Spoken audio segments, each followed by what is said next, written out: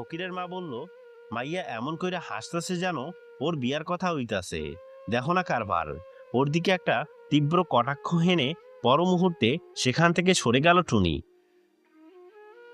বিয়ের কথা শুনে সুরত আলী আর আবুলও সমর্থন জানালো। গনুমোল্লা বলল, ভালা হইছে, মন তো এইবার সংসারই হইব। রাতে খাওয়া দাওয়ার পর টুনি মকবুলকে একপাশে ডেকে নিয়ে বলল, আপনার সঙ্গে আমার একটা কথা আছে। মকবুল রেগে উঠল। এই রাতের বেলা এখন ঘুমোতে যাবে, এই সময় আবার এমন কি কথা বলতে চায় টুনি? রেগে বলল, কাল দিনের বেলা কইও। টুনি বলল, না, অখনই কখন লাগবো। বুড়ো মকবুল অনিচ্ছা সত্ত্বেও বলল, আচ্ছা, কও কি কথা। চারপাশে দেখে নিয়ে ধীরে ধীরে কথাটা বলল টুনি। মকবুল বড় বোকা, নইলে এমন সুযোগটা কেন হেলায় হারাচ্ছে সে? একটা বসত বাড়ি, একটা ক্ষেত, আর একটা নৌকো, ইচ্ছে করলে ওগুলোর মালিক সেও হতে পারে। সে কেন বিয়ে করে না আম্বিয়াকে? বুড়ো মকবুল অবাক হয়ে তাকিয়ে থাকে ওর দিকে। ও সম্ভাবনার কথা সে নিজেও ভাবেনি এর আগে। টুনি যা বলল শুধু তাই নয়, আরও লাভ আছে আম্বিয়াকে বিয়ে করায়।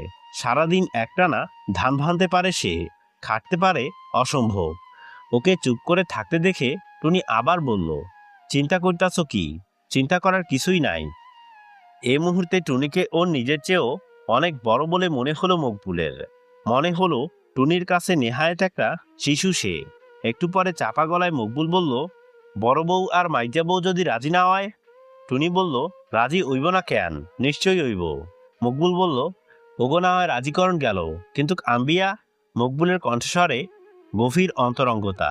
টুনি বলল, চেষ্টা করিলে সব হয়, হইব না কেন? এতক্ষণ দাঁড়িয়েছিল ওরা। মকবুল বলল, বহ বউ, বহ। টুনি বসলো ওর পাশে, দুজনে পাশাপাশি। মকবুলের কাঁধের ওপর একখানা হাত রাখল টুনি। তারপর নীরবে অনেকক্ষণ বসে রইল ওরা। বাড়ির বাচ্চা কাচ্চাদের উঠোনে বসিয়ে কিচ্ছা বলছে ফকিরের মা, চাঁদ সওদাগরের কিচ্ছা। এক মনে হাঁ করে শুনছে সবাই। সালেহা কাঁদছে ওর ঘরে, কাল দুপুরে ওর মুরগিটাকে শিয়ালে নিয়ে গেছে, সেই শোকে কাঁদছে সে। আমেনা আর ফাতেমা দুজনকে ডেকে এনে সামনে বসিয়ে কথাটা বলল বুড়ো মকবুল। শুনে আমেনা সঙ্গে সঙ্গে প্রতিবাদ করল, এমন কি অভাব আছে আপনার যে ওকে বিয়ে করতে চান? ফাতেমা বলল, এই বুড়া বয়সে মাইনসে কইব কি? টুনি বলল, মাইনসের কথা হই না কি হইব, মাইনসে তো অনেক কথা কয়। তবু ফাতেমা আর আমেনা ঘোর আপত্তি জানালো। মকবুল অনেক বোঝাতে চেষ্টা করলো ওদের, কিন্তু ওরা রাজি হলো না। অবশেষে মকবুল রেগে গেল, শাসিয়ে বলল, অত কথা বুঝি না, আম্বিয়ারে বিয়ে আমি করবই, তোমরা পছন্দ করো কি না করো। কথাটা চাপা থাকলো না। পরদিন বাড়ির সবাই জেনে গেল ব্যাপারটা। মন্টুর বিয়ে সম্পর্কে আলাপ করতে গিয়ে নিজের বিয়ের কথা বলে এসেছে মকবুল। কথাটা আমেনা আর ফাতেমার কাছ থেকে শুনেছে সবাই। মন্টু রীতিমতো অবাক হলো। সালেহা উঠানের মাঝখানে দাঁড়িয়ে বলল, এটা কেমন কথা? মানছে শুনলে কইব কি? ফকিরের মা বলল, মকবুল মিয়ার এইটা উচিত হয় নাই। মকবুল মিয়ার এইটা উচিত হয় নাই। যাই কও মিয়া, এইটা উচিত হয় নাই। আমেনা আর ফাতেমা দুজনে মিলে গনুমুল্লার কাছে কাদাকাটি করছে। বলেছে মানুষে হাসাহাসি করব, আপনি ওনারে বাধা দেন, আপনার কথা উনি শুনবেন। সুরত আর আবুলকে ডেকে ওদের সঙ্গে আলাপ করলো গনুমুল্লা। বলল, বাড়ির বদনাম হইয়া যাইব। শুনে সুরত আলী আর আবুল দুজনে খেপে উঠল। এইসব কি? বুড়োর কি ভীমরতি হইছে নাহি? আবুল বলল, বুড়ো বয়সে এইসব কি পাগলামি শুরু হইছে? কিছু বলল না শুধু মন্টু। রাতে গনুমোল্লার ঘরে জমায়েত হলো সবাই। রশিদ এলো, আবুল এলো, সুরত আলী, সালেহা, আমেনা, ফাতেমা, ফকিরের মা সবাই এলো। এলো না শুধু মন্টু, টুনি আর যাকে নিয়ে বসা সেই বুড়ো মকবুল। মকবুল তার ঘরের মাঝে নীরবে বসে রইল। সবকিছু সেও শুনেছে। গনুমোল্লার ঘরে ওরা কেন জমায়েত হয়েছে সব বুঝতে পেরেছে সে। এর মূলে আমেনা আর ফাতেমা, ওর দুই স্ত্রী, যাদের এতদিন খাইয়েছে পরিয়েছে সে। নিমক হারাম, এক নম্বরের নিমক হারাম। চাপা আক্রোশে গর্জাতে লাগলো বুড়ো মকবুল। টুনি বলল, ওগো হিংসা হইতাছে, ওরা চায় না আপনি সম্পত্তির মালিক হন। টুনি ঠিক বলেছে, বাড়ির কেউ চায় না ও আম্বিয়াকে বিয়ে করুক। বিয়ে করলে একদিনে অনেকগুলো সম্পত্তির মালিক হয়ে যাবে বুড়ো মকবুল। বাড়ির কেউ সেটা সহ্য করতে পারছে না। এক সিলিম চামুক সাজিয়ে ওর হাতে তুলে দিল টুনি। বলল, মাথা গরম কইরেন না, এই সময় মাথা ঠান্ডা রাখুন লাগে। গনুমোল্লার ঘরে সবাই জমায়েত হলেও মকবুলকে সেখানে ডেকে আনার জন্যে যেতে কেউ সাহস করল না। আবুল বলল সুরতকে যেতে। সুরত বলল ফকিরের মার কথা। ফকিরের মা ভয়ে আঁতকে উঠে বলল, ওরে বাবা, আমি যাইবার পারুম না। অবশেষে গনুমোল্লাকে আসতে হলো। উঠোন থেকে মকবুলের নাম ধরে ডাকলো সে। মকবুল বেরুল না। বেরিয়ে এলো টুনি। একটু পরে ভিতরে এসে টুনি বলল, আপনারে যাইতে কয়। গনুমোল্লাকে শুনিয়ে শুনিয়ে বুড়ো মকবুল বলল, কেন, কেন যাইতে কয়? টুনি বলল, কি কথা আছে? মকবুল বলল, কথা এইখানে আইসা কইতে পারে না, আমি যাবো কেন? টুনি ওকে শান্ত করলো, বলল, মাথা গরম কইরেন না, যান না। ওরা কি কয় শুনেন গিয়া। স্ত্রীর মুখের দিকে পরম নির্ভরতার সঙ্গে তাকালো বুড়ো মকবুল। তারপর ধীরে ধীরে দাঁড়ালো সে। বুড়ো মকবুলকে গনুমোল্লার ঘরে ঢুকতে দেখে নড়ে চড়ে বসলো সবাই। কারো মুখে কথা নাই। টুনি এসে দাঁড়িয়েছে বুড়ো মকবুলের পাশে। গরুমোল্লা তার নামাজের চৌকিটার উপর বসলো। সবাই চুপ, কেউ কিছু বলছে না। কথাটা কি দিয়ে যে শুরু করবে ভেবে উঠতে পারছে না কেউ। টুনি প্রথম কথা বলল, কই, আপনারা কিছু কইতেছেন না কেন? কেন ডাকছেন কন না। সুরত আলী নড়েচড়ে বসলো। আমেনা নীরব। ফাতেমা মাটির দিকে তাকিয়ে রয়েছে। গরুমোল্লা বলল, মন্তুর বিয়ের ব্যাপারে কি হইছে? কথাটা বলে মকবুলের দিকে তাকালো সে। বুড়ো মকবুল কোনো জবাব দিবার আগেই টুনি বলল, মন্টু কইছে ও আম্বিয়ারে বিয়ে করব না। ওর কথা শুনে পরস্পরের মুখের দিকে তাকালো সবাই। আমেনা ফিসফিসিয়ে বলল, মিছা কথা। ফকিরের মা বলল, কই, মন্টু মিয়া কই? তারে ডাহো না। কিন্তু মন্টুকে বাড়িতে খুঁজে পাওয়া গেল না। কোথায় যেন হারিয়ে গেছে সে। টুনি বলল, লাগবো না ওরে, ও আমারে কইছে বিয়া করব না। আবুল সঙ্গে সঙ্গে বলে উঠল, তাইলে আমি বিয়া করুম আম্বিয়ারে। আমার ঘরে বউ নাই, খানাপিনার অসুবিধা হয়। ওর কথা সম্পূর্ণ না হতেই আমেনা আর ফাতেমা একসঙ্গে বলে উঠল, তোমার একটা বউ দরকার। বুড়ো মকবুল টুনির দিকে তাকালো। টুনি বলল, কেন, ধৈরা ধৈরা মাইরা কবরে পাঠাইবার লাগিয়া নাহি? আবুল রেগে উঠল, আমার বউ যদি আমি মারি তোমার তাতে কি? চুপ কর বেয়াদব। হঠাৎ গর্জে উঠল মকবুল, এই জিন্দেগিতে আর তোরে বিয়া করামু না আমরা। তিনটা মাইয়ারে তুই কবরে পাঠাইছস, আবার বিয়ার নাম করস? শরমলাহে না? একটুখানি দম নিয়ে বুড়ো পরক্ষণে বলল, আম্বিয়ারে আমি বিয়া কর্ম ঠিক করছি। বলে টুনির দিকে তাকালো সে। আমেনা আর ফাতেমা পর মুহূর্তে প্রতিবাদ জানিয়ে বলল, আপনারা শুনছেন, শুনছেন আপনারা? ইটা কিটা কইবার লাগছে উনি? যা কইছি ঠিক কইছি। আঙ্গুল তুলে ওদের দুজনকে শাসালো মকবুল। তোমাকে যদি ভালো না লাগে তোমরা বাড়ি ছাইরা চইলা যাও। শুনছেন, শুনছেন আপনারা? কি কয় শুনছেন? আমেনা কেঁদে ফেললো। গরুমোল্লা বলল, এইটা ঠিক হইল না মকবুল মিয়া, এইটা কোনো কামের কথা হইল না। এই বুড়ো বয়সে আরেকটা বিয়া করলে মানসে কি কইব? সুরত আলী আর ফকিরের মা বলল, মানসে বাড়ির বদনাম করব। আমেনা বলল, মাইয়া বিয়া দিছে, তার শ্বশুর বাড়ির লোকেরা সিসি করব না? কটমট চোখে আমেনার দিকে তাকালো মকবুল। ফাতেমা বলল, বুড়ো বয়সে ভূতে পাইছে, নিমক হারাম। বলে হঠাৎ চিৎকার করে উঠল বুড়ো মকবুল। তারপর আকস্মাত এক অবাক কাণ্ড ঘটিয়ে বসল সে। ঘরের মাঝখানে এতগুলো লোকের সামনে হঠাৎ আমেনা আর ফাতেমা দুজনকে একসঙ্গে তালাক দিয়ে দিল সে। রাগে কাঁপতে কাঁপতে বলল, তোরা বাইরে গিয়া যা আমার বাড়ি থেকে। ঘটনার আকস্মিকতায় সকলে চমকে উঠল। পরক্ষণে একটা আর্তনাদ করে মাটিতে পড়ল আমেনা। ফাতেমা মূর্ছা গেল। ফকিরের মা চিৎকার করে উঠল, আহারে পোড়া কপাইল্লা, এই কি করলি তুই? ওরে পোড়া কপাইল্লা, এই কি করলি? আবুল হঠাৎ বসার পিঁড়িটা হাতে তুলে নিয়ে সজোরে ছুঁড়ে মারল মকবুলের কপাল লক্ষ্য করে। ঘাস খাইয়া বুড়া হইছো? ঘাস খাইয়া বুড়া হইছো? ব্যাকাইল্লা কোন হানের? দু হাতে কপাল চেপে মাটিতে বসে পড়ল মকবুল। আঙ্গুলের ফাঁক দিয়ে ফিনকির মতো রক্ত ঝরছে ওর। কান্না, চিৎকার, গালাগালি আর হা হুতাশের সমস্ত ঘরটা মুহূর্তে নরকের রূপ নিল। মকবুলকে দু হাতে কাছে টেনে নিয়ে সেখান থেকে বেরিয়ে গেল টুনি। ফাতেমার মাথায় পানি ঢালতে লাগলো সালেহা। ফকিরের মা আমেনাকে সান্ত্বনা দিতে গিয়ে নিজেই কেঁদে ফেলল। উঠোনের এক কোণে দাঁড়িয়ে সব শুনল মন্টু, সব দেখল সে, কিন্তু কাউকে কিছু বলল না। নীরবে পরীর দিঘির দিকে চলে গেল সে। পরদিন বিকেলে খবর পেয়ে আমেনা আর ফাতেমার বাড়ি থেকে লোক এসে নিয়ে গেল ওদের। যাবার সময় করুণ বিলাপে পুরো গ্রামটিকে সচকিত করে গেল। এতদিনের গড়ে তোলা সংসার এক মুহূর্তে নিশ্চিহ্ন হয়ে গেল। ঘরের পেছনে লাগানো লাউ কুমড়োর মাচাগুলোর দিকে এক দৃষ্টিতে তাকিয়ে রইল আমেনা। যাবার সময় ফকিরের মাকে কেঁদে কেঁদে বলে গেল, হিরণ রে খবরটা দিও না, মাইয়া আমার মুখ ভাসায়া মইরা যাইব। খোদার কসম রইল বুয়া, মাইয়ারে আমার খবরটা দিও না। ফাতেমাকে নেওয়ার জন্য ভাই এসেছিল ওর। যাবার সময় বাড়ির সবাইকে শাসিয়ে গেছে ও, বলে গেছে শিকদার বাড়ির লোকগুলোকে এক হাত দেখে নেবে সে। বোনের জন্য চিন্তা করে না ও, আগামী 3 মাসের মধ্যে এর চেয়ে 10 গুণ ভালো ঘর দেখে ফাতেমার বিয়ে দিয়ে দেবে। মকবুল বিছানায়, মাথায় ওর একটা পট্টি বেঁধে দিয়েছে টুনি। হাড় কাঁপিয়ে জ্বর এসেছে বুড়োর।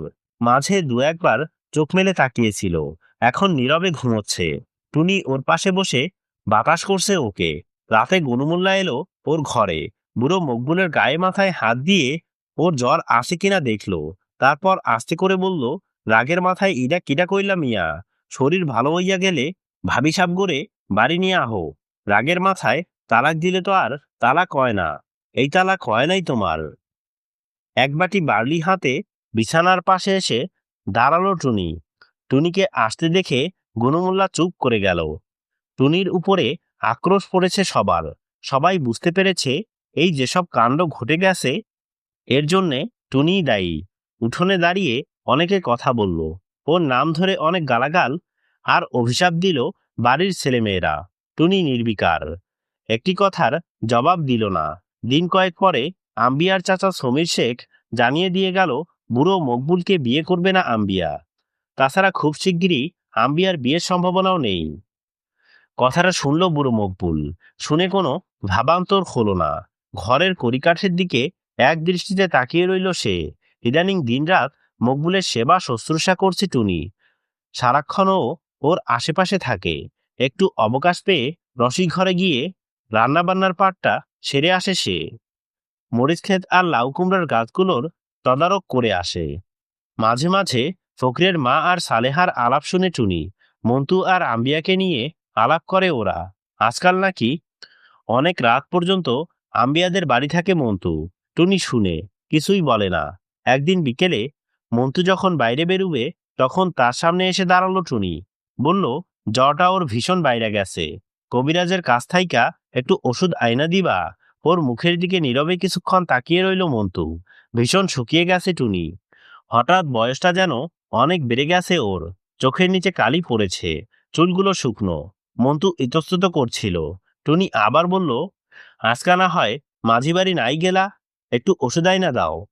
ওর ঠোঁটের কোণে এক টুকরো মেলাম হাসি। মন্টু বলল, মাঝি বাড়ি না গেলে তুমি খুশি হও? টুনি পরক্ষণে শুধালো, আমার খুশি দিয়া তুমি কইরবা কি? মন্টু কি জবাব দেবে ভেবে পেল না। ওকে চুপ করে থাকতে দেখে টুনি আবার বলল, যাইবা না কে? 100 বার যাইবা, পুরুষ মানুষ তুমি, কতদিন আর একা একা থাকবা? ঘর থেকে বুড়ো মকবুলের ডাক শুনে আর সেখানে দাঁড়ালো না টুনি। পরক্ষণে চলে গেল সে। ও চলে যাওয়ার পথের দিকে কিছুক্ষণ চেয়ে রইল মন্টু, তারপর বাড়ি থেকে বেরিয়ে গেল। রাতে কবিরাজের কাছ থেকে ওষুধ এনে দিয়ে আবার বেরিয়ে পড়ল মন্টু। বর্ষা এগিয়ে আসছে। আম্বিয়া বলেছে নৌকাটা ঠিক করে নেবার জন্যে। চাচা সমীর শেখ চেয়েছিল নৌকোটা নিজে বাইবে, কিন্তু আম্বিয়া রাজি হয়নি। মন্টু ছাড়া অন্য কাউকে ওতে হাত দেবার অধিকার দিতে রাজি নয় সে। সমীর শেখ ক্ষেপে গালাগাল দিয়েছে ওকে। মন্টু সম্পর্কে কতগুলো অশ্লীল মন্তব্য করে বলেছে, ওর সঙ্গে তোমার মিলামেশা কিন্তু ভালো হইতাছে না আম্বিয়া। গ্রামের লোকজনে 5 রকম কথাবার্তা কইতাছে। কোক, তাগো কথায় আমার কিছু আইব যাইব না। নির্লিপ্ত গলায় জবাব দিয়েছে আম্বিয়া। ওর স্পষ্ট উত্তরে প্রথমে একটু হকচকিয়ে গেলেও সঙ্গে সঙ্গে সামলে নিয়েছে সমীর শেখ। বলেছে, তোমার কিছু আহুক না আহুক, আমাগো আহে। মন্টুরে কিন্তু এই বাড়িতে আইতে নিষেধ কইরা দিও বইলা দিলাম। তবু বারবার মন্টুকে বাড়িতে ডেকেছে আম্বিয়া। ও গেলে সংসারের নানা কথা নিয়ে আলাপ করেছে ওর সঙ্গে। আজও মন্টুর জন্য অপেক্ষা করছিল আম্বিয়া। চুলে তেল দিয়ে সুন্দর করে চুলটা আঁচড়েছে সে। শীতি কেটেছে, পান খেয়ে ঠোঁটজোড়া লাল টুকটুকে করে তুলেছে। ও আসতে একখানা পিঁড়ি এগিয়ে দিল আম্বিয়া। অর্ধেকটা মুখ ঘোমটার আড়ালে ঢাকা। সলজ্জে হাসির ঈষৎ আভাটা চোখে পড়েও যেন পড়তে চায় না। আম্বিয়া বলল, এত দেরি হইল? মন্টু বলল, কবিরাজের কাছে গেছিলাম। কেন গিয়েছিল তা নিয়ে আর প্রশ্ন করে না আম্বিয়া। দূরে নিজ ঘরের দাওয়ায় বসে আর চোখে বারবার এদিক তাকায় সমীর শেখ আর বিড়বিড় করে কি যেন সব বলে। রাতে ওখানেই খেলো মন্টু। পানটা মুখে পুরে বাইরে বেরিয়ে এলো সে। বাইরে তখন ইলশে গুড়ি ঝরছে। কদিন পর পর বৃষ্টি হওয়ায় রাস্তার উপর দিয়ে পানি গড়াচ্ছে এপাশ থেকে ওপাশে। পানির সঙ্গে সঙ্গে ছোট ছোট বেলে আর পুঁটি ছুটোছুটি করছিল এদিক সেদিকে। অন্ধকারের ভেতর মকু আর সকু দু ভাই মাছ ধরছিল বসে বসে। মন্তুকে দেখে বলল, কি মিয়া, এত রাইতে কোন দিক থাইকা? মাঝি বাড়ি। হুঁ। একটা পুঁটি মাছ ধরে নিয়ে সকু বলল, চইলা যাও কেন মন্টু মিয়া? তামাক খাইয়া যাও। না মিয়া, শরীরটা ভালো নাই। মন্টু যাওয়ার জন্যে পা বাড়াতে মকু বলল, আরে মিয়া, যাইবা আর কি, বও। কথা আছে। কি কথা কও, জলদি কও। পায়ের পাতায় ভর দিয়ে মাটিতে বসলো মন্টু। নিঝুম রাত, শুধু একটানা জল গড়ানোর শব্দ ছাড়া আর কোনো শব্দই শোনা যাচ্ছে না। মাঝে মাঝে দু একটা ব্যাঙ ডাকছে এখানে ওখানে। আরো তিন চারটে পুঁটি মাছ ধরে নিয়ে সকু আসতে বলল, কি মন্টু মিয়া, তুমি নাহি করিমের বইন আম্বিয়ারে বিয়া করতেছ শুনলাম। বলে অন্ধকারে ঘোঁত করে হাসলো সে। তামাক খেতে খেতে ওর দিকে তাকালো মন্টু, কিছু বলল না। মকু বলল, ভালো মাইয়ার উপর তোমার চোখ পড়েছে মন্টু মিয়া, তোমার পছন্দের তারিফ করন লাগে। অমন মাইয়া এই দুই চার গ্রামে নাই। আহা, সারা গায়ে যেন জৈবন ঢলঢল করতাছে। কি মন্টু মিয়া, চুপ কইরা রইলা যে? ওকে কনইয়ের একটা ভূত মারল সকু। বিয়া শাদি করবার আগে আমাগরে একটু জানাইও, একটু দাওয়াত টাওয়াত কইরো। কর্মু কর্মু, আগে বিয়া ঠিক হোক, তারপর কর্মু। এক লাফে উঠে দাঁড়িয়ে দ্রুত বাড়ির দিকে এগিয়ে গেল সে। দাওয়ার পাশে টুনি দাঁড়িয়ে। অন্ধকারে হঠাৎ চেনা চায় না। মন্টুর পায়ের গতিটা স্লোথ হয়ে এলো। উঠোনে সালেহা আর ফকিরের মা বসে মন্টুর সঙ্গে আম্বিয়ার বিয়ে নিয়ে রসালো আলোচনা করছে ওরা।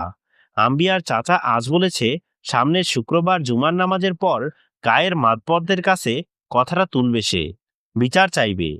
এই যে রাত বিরাতে আম্বিয়ার সঙ্গে মন্টুর এত অন্তরঙ্গ মেলামেশা, এ শুধু সামাজিক অন্যায় নয়, অধর্মও বটে। তাই নিয়ে মসজিদে বিচার বসাবে আম্বিয়ার চাচা। ফকিরের মা বলল, আমি কিন্তু একটা কথা কইয়া দিলাম বউ, এই মাইয়া একেবারে অলক্ষী না। যেই ঘরে যাইব সব পুরাইয়া সাই কইরা দিব। সালেহা একটা দীর্ঘশ্বাস ফেলে বলল, ঠিক কইছে চাচি। কথাটা বলতে গিয়ে আমেনা আর ফাতেমার কথা মনে পড়ে গেছে ওদের। আম্বিয়ার জন্যই তো ওদের তালাক দিয়েছে বুড়ো মকবুল। নিজেও মরছে মরণ রোগে। উঠোনে এক মুহূর্তের জন্য দাঁড়ালো মন্টু। সালেহা আর ফকিরের মা কথা থামিয়ে তাকালো ওর দিকে। টুনি কিছু বলল না, একটু নড়ল না, চুপচাপ দাঁড়িয়ে রইল। মন্টু ওর ঘরে গিয়ে দরজা এঁটে দিল। কাল ভোরে আবার বেরোতে হবে ওকে। অবশেষে বুড়ো মকবুল মারা গেল। ধলপহর দেখা দেবার অনেক আগে যখন সারা গ্রাম ঘুমে অচেতন, তখন এ দুনিয়া থেকে বিদায় নিল সে। সারা রাতে কেউ ঘুমলো না। বনুমোল্লা, আবুল, রশিদ, সালেহা, মন্টু, টুনি সবাই জেগে রইল মাথার পাশে। সন্ধেবেলা ফকিরের মা বলছিল, লক্ষণ বড় ভালা না, তোমরা কেউ ঘুমায়ও না মিয়ারা, জায়গা থাইকো। বহু লোককে হাতের উপর দিয়ে মরতে দেখেছে ফকিরের মা। তাই রোগীর চেহারা আর তার ভাবভঙ্গি দেখে সে অনেকটা আন্দাজ করতে পারে। সারা রাত প্রলাপ বকেছে বুড়ো মকবুল। কখনো আমেনার নাম ধরে ডেকেছে সে, কখনো ফাতেমার জন্যে উতলা হয়ে উঠেছে, আবার কখনো প্রলাপের ঘোরে গরু তাড়িয়েছে। হট হট, আরে মরার গরু চলে না কেন? Hot hot. মাথার কাছে বসে সারাক্ষণ কোরআন শরীফ পড়ল গনুমোল্লা। তারপর ধীরে ধীরে নিস্তেজ হয়ে এলো বুড়ো মকবুল। প্রলাপ বন্ধ হলো। একটু পরে মারা গেল সে। ওর বুকের ওপর পড়ে ডুকরে কেঁদে উঠল টুনি। ফুপিয়ে ফুপিয়ে কাঁদল সে। তার বিলাপের শব্দ অন্ধকারে কেঁপে কেঁপে দূর পরিদিঘির পারে মিলিয়ে গেল। বিস্ময় ভরা চোখে টুনির দিকে তাকিয়ে রইল মন্টু। পরদিন দুপুরে বুড়ো মকবুলের মৃতদেহটা যখন কাফনে আবৃত করে খাটিয়ার ওপর তোলা হলো, তখন বুক ফাটা আর্তনাদ করে উঠোনের মাঝখানে ডাঙ্গায় তোলা মাছের মতো তরপাতে লাগলো টুনি। গায়ের ছেলেমেয়েরা নানা সান্ত্বনা দিতে চেষ্টা করলো ওকে। সালেহা, ফকিরের মা, সুরতের বউ, ওরাও অনেক কান্নাকাটি করলো অনেকক্ষণ ধরে। পরীর দিঘির পারে বুড়ো মকবুলকে কবর দিয়ে আসার পর সবার মনে হলো বাড়িটা যেন কেমন শূন্য হয়ে গেছে। একটা থমথমে ভাব নেমে এসেছে গাছের পাতায়, ঘরের চালে, উঠোনে, বাড়ির পেছনে, ছোট্ট পুকুরে আর সবার মনে। একটা লোক দীর্ঘদিন ধরে যে একবারও ঘরের দাওয়ায় বেরোতে পারেনি, বিছানায় পড়েছিল, যার অস্তিত্ব ছিল কি ছিল না সহসা অনুভব করা যেত না, সে লোকটা আজ নেই। কিন্তু তার এই না থাকাই যেন সমস্ত থাকার অস্তিত্বকে অস্বীকার করছে। সারা দুপুর টুনি কাঁদলো, সারা বিকেল, সারা সন্ধ্যা। সালেহা অনেক চেষ্টা করলো ওকে কিছু খাওয়াতে, সে খেলো না। ফকিরের মা বলল, কিছু খাও বউ, না খাইলে শরীর খারাপ হইয়া যাইব, কিছু খাও। তবু খেলো না টুনি। মন্টু, সুরত আলী, আবুল, রশিদ, কারো মুখে কোনো কথা নেই। কেউ দাওয়ায়, কেউ উঠোনে, কেউ দোরগোড়ায় বসে। আজ সহসা যেন সমস্ত কথা হারিয়ে ফেলেছে ওরা। মিয়াবাড়ির মসজিদ থেকে আজানের শব্দ ভেসে আসছে। মাথায় টুপিটা পরে নিয়ে গামছাটা কাঁধে চড়িয়ে নামাজ পড়তে চলে গেল বনুমোল্লা। সুরত আলী, রশিদ আর আবুলও উঠে দাঁড়ালো। রোজ যে তারা নামাজ পড়ে তা নয়, কিন্তু আজ পড়বে। বুড়ো মকবুলের মৃত্যু হঠাৎ পরকাল সম্পর্কে সচেতন করে তুলেছে ওদের। পুকুর থেকে অজু করে এসে সুরত আলী বলল, কই যাইবে না মন্টু মিয়া? মন্টু ওর দিকে তাকিয়ে রইল কিছুক্ষণ, তারপর বলল, চলো। বলতে গিয়ে গলাটা অস্বাভাবিকভাবে কেঁপে উঠল ওর। দিন তিনেক পর নৌকা নিয়ে বাইরে যাবার জন্যে তৈরি হচ্ছিল মন্টু। টুনি ডাকলো, শোনো।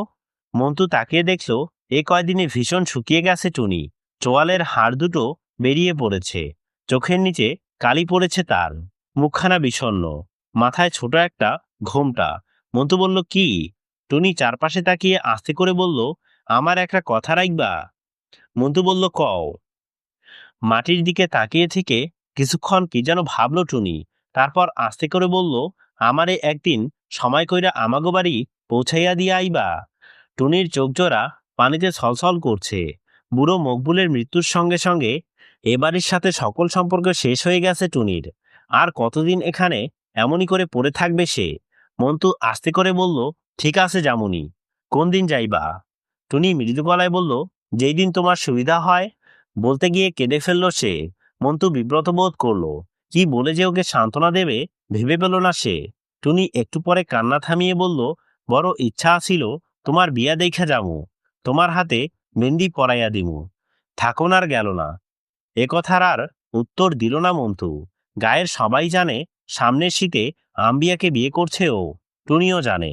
কাপড়ের আঁচলে চোখের পানি মুছে টুনি আবার বলল, বিয়ার সময় আমারে নাইয়র আনবা না? নিস্তেজ গলায় মন্টু পরক্ষণে বলল, আনমু। সহসা ওর চোখের দিকে মুখ তুলে তাকালো টুনি। এক টুকরো মেলান হাসিতে ঠোঁটজোড়া কেঁপে উঠল ওর। আস্তে করে বলল, কথা দিলা, মনে থাকে যেন? মন্টু বলল, থাকবো। একে একে বাড়ির সবার কাছ থেকে বিদায় নিল টুনি। সবার গলা জড়িয়ে ধরে কিছুক্ষণ করে কাঁদল সে। পরীর দিঘির পাড়ের উপর দিয়ে আসার সময় দূর থেকে বুড়ো মকবুলের কবরটা চোখে পড়ল। শুকনো মাটির সাদা ঢেলাগুলো ঢিপির মতো উঁচু হয়ে আসে। সেদিকে তাকাতে সারা দেহ কাটা দিয়ে উঠে। কি এক অজানা ভয়ে বুকের ভেতরটা কাঁপতে থাকে যেন। ভাটার স্রোতে নৌকো ভাসিয়ে দিল মন্টু। সেই নৌকো যার মধ্যে চড়িয়ে টুনিকে তার বাবার বাড়ি থেকে নিয়ে এসেছিল সে। দুধারে গ্রাম, মাঝখানে নদী, যতদূর চোখ পড়ে শুধু অথই জলের ঢেউ। বর্ষার পানিতে নদী নালা ক্ষেত সব এক হয়ে গেছে। এ সময়ে ভরা নদী দিয়ে নৌকো চালানোর প্রয়োজন হয় না। ক্ষেতের ধারে গৃহস্থ বাড়ির পেছনের ডোবার পাশ দিয়ে নৌকো চালিয়ে নেওয়া যায়। এতে করে পথ অনেক সংক্ষিপ্ত হয়ে আসে। টুনি সইয়ের মধ্যে চুপচাপ বসে রইল, মাথায় ছোট একখানা ঘোমটা। মন্টু সহসা বলল, বাইরে এসে বসো না, গায়ে বাতাস লাগবো। টুনি পরক্ষণে বলল, আইতাছি। কিন্তু সহসা এলো না সে। বাইরে কাঠের পাটাতনের উপরে ছোট হয়ে বসল সে। সেই নদী আগে যেমনটি ছিল তেমনই আছে। আজ নদীর জলে হাতের পাতা ডুবিয়ে দিয়ে খেলা করলো না টুনি। উচ্ছল দৃষ্টি মেলে তাকালো না কোনো দিকে। শুধু বলল, আম্বিয়ারে বিয়ে করলে এই নাওটা তোমার হইয়া যাইব না? মন্টু সংক্ষেপে বলল, হুঁ।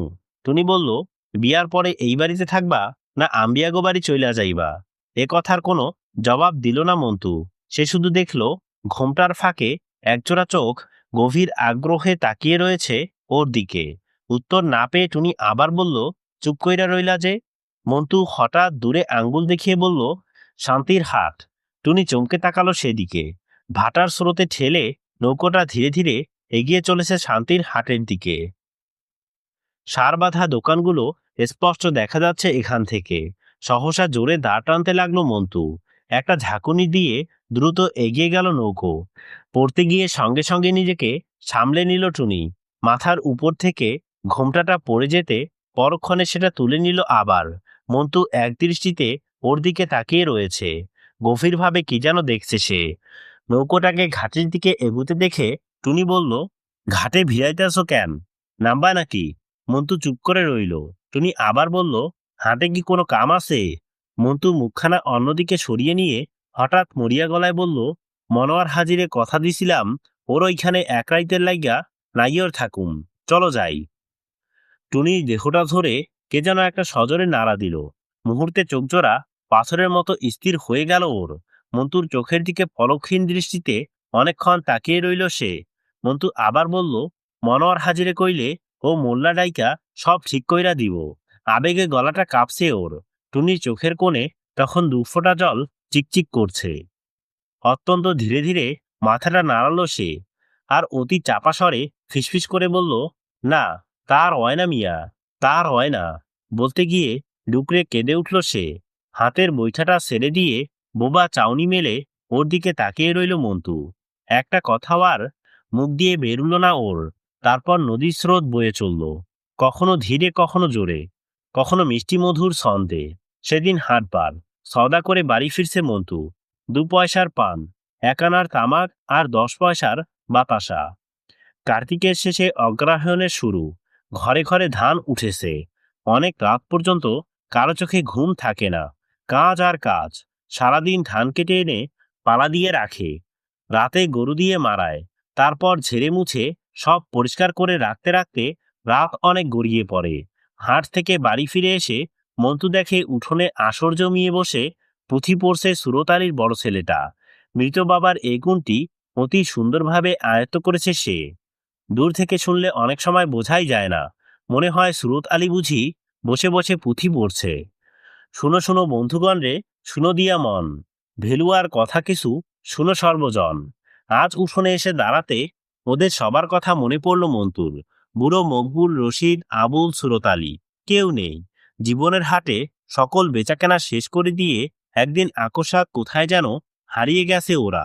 টুনির সঙ্গে দেখা হয়নি অনেক বছর। প্রথম প্রথম খোঁজখবর নিত। আজকাল সে সময় হয়ে ওঠে না মন্টুর। সারাদিন কাজকর্ম নিয়ে ব্যস্ত থাকে সে। হিরণ আজকাল বুড়ো মকবুলের ঘরে থাকে। বহু আগে প্রথম স্বামী তালাক দিয়েছে ওকে, আবার বিয়ে হয়েছিল। বছর 3-4 ঘর সংসার করার পর সেখান থেকেও তালাক পেয়ে বাড়ি ফিরে এসেছে। তারপর আর বিয়ে হয়নি। এবার ওরা একটা ভালো দেখে বিয়ে দেবার চেষ্টা করছে মন্টু। এখন সেই বাড়ির কর্তা, সবার বড়। যে কোনো কাজে সবাই এসে পরামর্শ নেয় ওর। উঠোনে এসে দাঁড়াতে ওর হাত থেকে পান, তামাক আর বাতাসাগুলি এগিয়ে নিল আম্বিয়া। তারপর কোলের বাচ্চাটা ওর দিকে বাড়িয়ে ধরে বলল, দুপুর থাইকা কাঁদছে, একটু কোলে নাও। কোলে নিয়ে ছেলেকে আদর করল সে। মন্টুকে এগিয়ে আসতে দেখে সবাই পথ ছেড়ে আসরের মাঝখানে বসালো ওকে। এক সেলিম তামাক সাজিয়ে এনে ওর হাতে দিয়ে গেল আম্বিয়া। ধীরে ধীরে রাত বাড়তে লাগলো। চাঁদ হেলে পড়ল পশ্চিমে। উঠোনের ছায়াটা দীর্ঘ থেকে দীর্ঘতর হলো।